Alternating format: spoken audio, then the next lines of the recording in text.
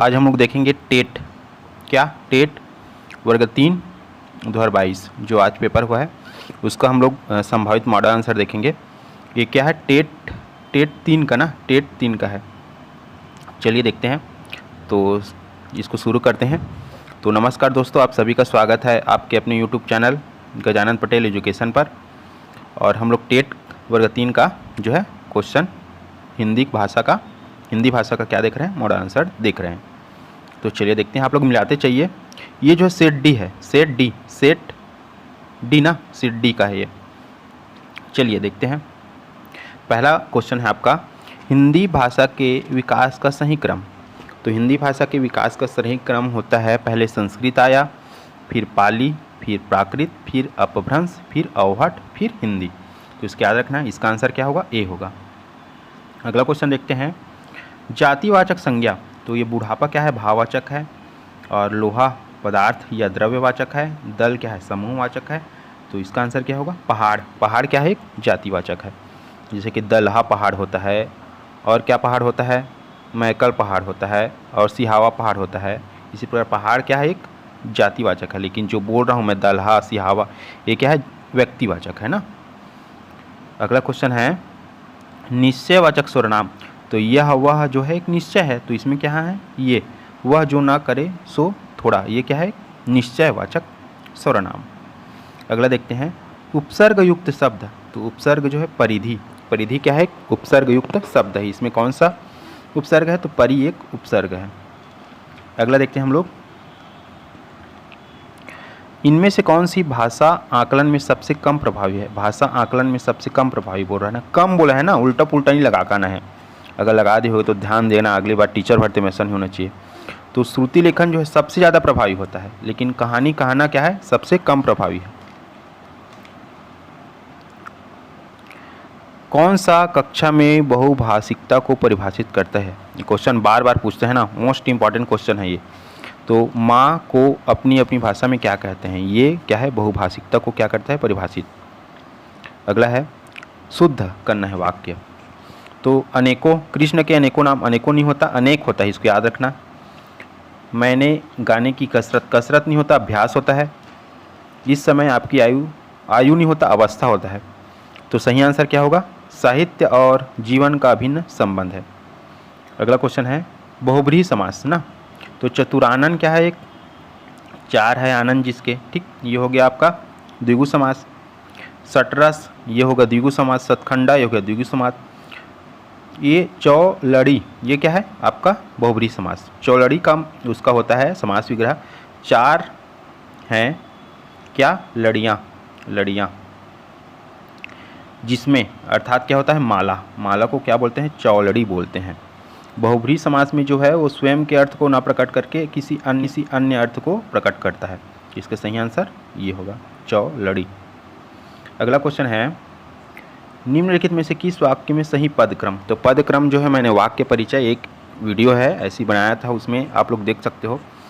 हिंदी भाषा प्लेलिस्ट बना है, उसमें मैंने पढ़ाया है। पहले कर्ता होता है, फिर कर्म होता है, फिर क्रिया होता है। इसमें देखते हैं हम लोग, लड़का कर्ता हो गया, पुस्तक कर्म हो गया, और पढ़ना क्या हो गया? क्रिया। तो सही आंसर क्या होगा? ये लड़का पुस्तक पढ़ता है। आप लोग प्लेलिस्ट जाकर देख सकते हैं हिंदी भाषा। द्विगु समास नहीं है बोला है ना, नहीं है बोला है। तो पंचवटी द्विगु है, त्रिभुवन द्विगु है, पसेरी द्विगु है, चतुर्भुज द्विगु है। ये पता नहीं इसका आंसर क्या करेगा व्यापम, मेरे ख्याल से ये विलोपित होना चाहिए। हिंदी व्याकरण में कितने प्रकार के लिंग। तो हिंदी व्याकरण में याद रखना, दो लिंग होता है, एक पुल्लिंग होता है, एक स्त्रीलिंग। ध्वनि के मेल से बने सार्थक जो वर्ण समुदाय है, वर्ण के समुदाय, इसको मैं पढ़ाया हूँ, वाक्य परिचय में भी पढ़ाया हूँ, वर्णमाला पढ़ाया हूँ तो उसमें भी पढ़ाया हूँ, उसको शब्द कहते हैं। निम्नलिखित वाक्यों में से संदेहवाचक, संदेहवाचक क्या है? तो उसने खाना खा लिया होगा, होगा संदेह हो रहा है, खा लिया होगा। हम लोग जैसे एक्सपेक्टेशन कर रहे हैं मेरा 70 नंबर आ जाएगा, 75 आ जाएगा, तो यह क्या है? संदेह है। अगला है आपका, निशाचर का अनेकार्थी शब्द। तो निशाचर का क्या होगा? उल्लू, याद रखना। जो रात में क्या करता है? विचरण करता है, उसे निशाचर कहते हैं, ठीक। राक्षस भी आता है इसमें, चोर भी आता है, उल्लू भी आता है। अगला है, संज्ञा या सर्वनाम के जिस रूप से वाक्य के अन्य शब्दों का उसके साथ संबंध सूचित होता है उसे कारक कहते हैं, याद रखना आप लोग। प्राथमिक स्तर पर भाषा सीखने संबंधी कौन सा संसाधन सर्वाधिक महत्वपूर्ण है? तो याद रखना बाल साहित्य जो है सर्वाधिक महत्वपूर्ण होता है, याद रखना बाल साहित्य। भाषा सीखने का प्रथम चरण क्या है? तो सुनना। ये मोस्ट एमपी क्वेश्चन है, मोस्ट एमपी लिख लो इसको। ये हिंदी में भी आता है, इंग्लिश में भी आता है और बार बार आता रहेगा। इसी क्रम को भी याद रखना, पहले सुनना होता है, एक सुनना, दूसरा बोलना, तीसरा पढ़ना और चौथा लिखना। इसको क्रम से भी याद रखना। और अभी फिलहाल इसका आंसर क्या होगा? सुनना होगा। जो कम बोलता है तो याद रखना जो कम बोलता है उसे अल्पभाषी कहते हैं और जो मीठा बोलता है उसे मृदुभाषी कहते हैं और बहुत ज़्यादा बात करते हैं उसे वाचाल कहते हैं। किसी खेत की मूली, किस खेत की मूली मतलब समझ रहे हो ना, अधिकारहीन। ठीक। बेफिक्री के साथ के लिए निम्न मुहावरा। बेफिक्र तो घोड़ा बेच के सोना, मतलब कोई चिंता नहीं है उसको, बेफिक्र होके सो रहा है। अगला है उतर गया लोई क्या करेगा कोई। तो उतर गया लोई क्या करेगा कोई का क्या होगा? सम्मान नष्ट हो जाने के बाद किसकी चिंता? अगर सम्मान आपका नष्ट हो गया, इज्जत चला गया तो क्या दिक्कत है आपको फिर, है ना जी। चिरंतन शब्द, चिरंतन का विलोम क्या होगा? याद रखना नश्वर होता है चिरंतन का विलोम ना।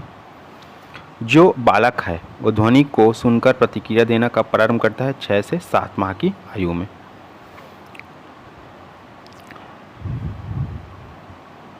एक क्वेश्चन और है आपका 54, भाषा विकास के प्रमुख चरण। तो इसका आंसर नहीं पता मेरे को, आप लोग को जिसको आंसर पता होगा कमेंट सेक्शन में कमेंट कीजिए और इसका आंसर बताइए। 54 नंबर। कक्षा पहली में पढ़ने वाली गरिमा अक्सर अंगा जो डा है डा को शब्द को गलत तरीके से बोलती है, तो क्या करेंगे उसके लिए? अगर डा को गलत बोल रही है तो उसके लिए डी करेंगे हम लोग। स्वयं डा वाले शब्दों को सहज भाव से उसके साथ प्रस्तुत के आधार पर बोलने का अभ्यास कराएंगे। स्त्री का पर्यायवाची वनिता होता है, याद रखना वनिता। कहाँ राजा भोज कहाँ गंगू तेली लोकोक्ति क्या है? तो उच्च और साधारण की तुलना किस प्रकार। ठीक। तत्सम शब्द क्या है? वश से एक तत्सम है, इसका जो है तद्भव बच्चा होता है, बच्चा, याद रखना। ये क्या है? ह्रस्व स्वर मैं पढ़ाया हूँ अभी, आप लोग वर्णमाला का वीडियो देख सकते हो, हिंदी भाषा प्लेलिस्ट बना है। अ होता है, ई होता है और ऊ होता है और री होता है। ये क्या है? ह्रस्व स्वर में लेते हैं इसको। तो इसका आंसर क्या होगा? अ होगा। अनुस्वार युक्त शब्द, तो अंगूर क्या है? अनुस्वार युक्त शब्द है। थैंक यू दोस्तों आप सभी का। इसका अगर आपको PDF चाहिए तो टेलीग्राम चैनल से जुड़िए आप लोग और मेरे चैनल को क्या कीजिए, लाइक कीजिए, सब्सक्राइब कीजिए और दोस्तों के साथ ज़्यादा से ज़्यादा शेयर कीजिए। बाकी का जो मॉडल आंसर हम लोग धीरे धीरे देखते जाएंगे। ठीक है, थैंक यू।